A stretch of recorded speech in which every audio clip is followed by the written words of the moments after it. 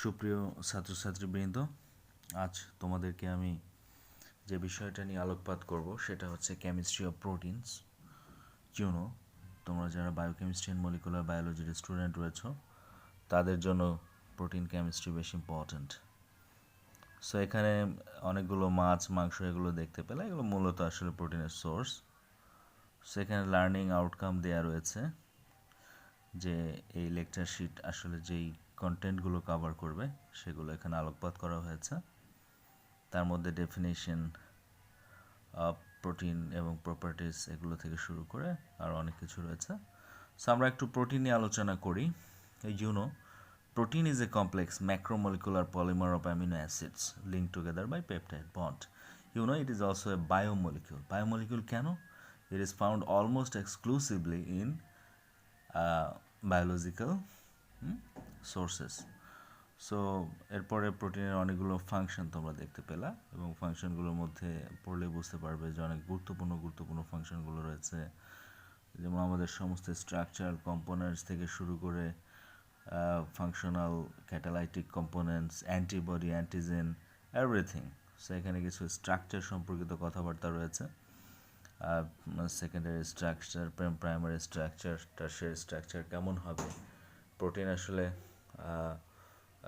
যখন তৈরি হয় আমাদের বডিতে প্রাইমারি স্ট্রাকচার আকারে, বাট একটা পর্যায়ে গিয়ে এটা বিভিন্ন ধরনের স্ট্রাকচার, নেটিভ যে ক্যারেক্টারিস্টিক শেপ নিয়ে থাকে। যেমন হিমোগ্লোবিন আমরা কোয়াটারনারি স্ট্রাকচার দেখতে পাচ্ছি, মোস্ট অফ দ্য এনজাইম তারা টারশিয়ারি স্ট্রাকচারে থাকে।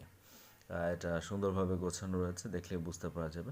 তো ডিন্যাচারেশন অফ প্রোটিন নামে একটা ব্যাপার রয়েছে। আমরা জানি যে প্রোটিনের যে বিভিন্ন স্ট্রাকচারগুলো টারশিয়ারি, কোয়াটারনারি, এগুলো হিট দিলে বা বিভিন্ন অ্যাসিড ট্রিটমেন্ট করলে ভেঙে প্রাইমারি স্ট্রাকচারে পরিণত হয়। এই ডিন্যাচারেশন। বেশ কিছু এজেন্ট রয়েছে যারা ডিন্যাচারেশন করে থাকে, তাদেরকে দুই ভাগে ভাগ করা হচ্ছে, ফিজিক্যাল, কেমিক্যাল। সো ডিন্যাচারেশনের ফলে কী হয় সেটা আমরা দেখলাম।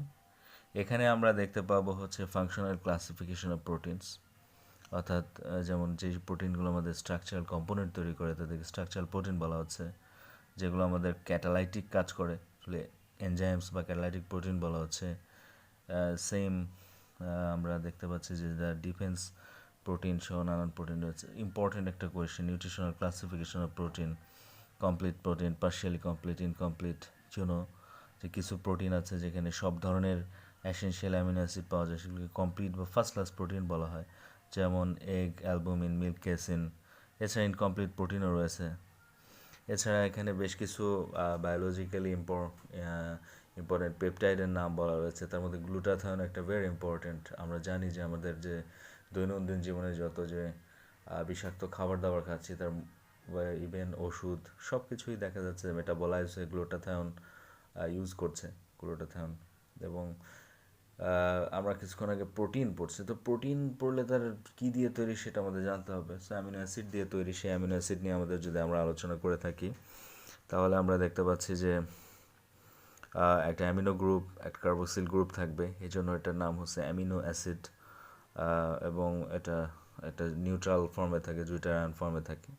এছাড়া আমরা প্রোটিনের অ্যামিনো অ্যাসিডের নিউট্রিশনাল ক্লাসিফিকেশন দেখতে পাচ্ছি। তার মধ্যে অ্যাসেনশিয়াল এবং নন অ্যাসেনশিয়াল বলা হচ্ছে। সো অ্যাসেনশিয়াল কয়েকটা রয়েছে, 10টা। তার মধ্যে বাচ্চাদের জন্য রয়েছে 10টা এবং অ্যাডাল্টের জন্য 2টা, কম। সো সেগুলোর সূত্রও রয়েছে, আমরা এগুলো পড়লেই বুঝতে পারবো। এবং ক্লাস টিচারদের জন্য অল দ্য বেস্ট। এবং এখানে আমরা কীভাবে এন-টার্মিনাল অ্যামিনো অ্যাসিডকে আমরা ডিটারমাইন করতে পারি স্যাঙ্গার্স এবং এডম্যান রেজেন দিয়ে, সেটা নিয়েও আলোচনা করা হয়েছে। That's all. Thank you for watching. আশা করি আরও সুন্দর সুন্দর লেকচার শিট নিয়ে আমি হাজির হয়ে যাব।